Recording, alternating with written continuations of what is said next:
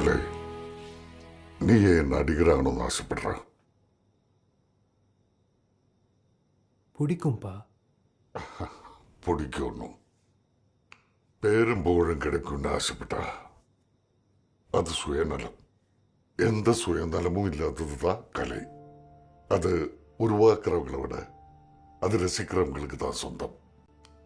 அது மூலமா இந்த சமுதாயத்தில் எந்த மாற்றத்தை வேணா கொண்டு வர முடியும்.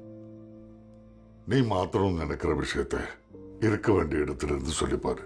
கோடி பேர் கேட்பாங்க, உனக்கு நடிகனாக வேணாமா? நானே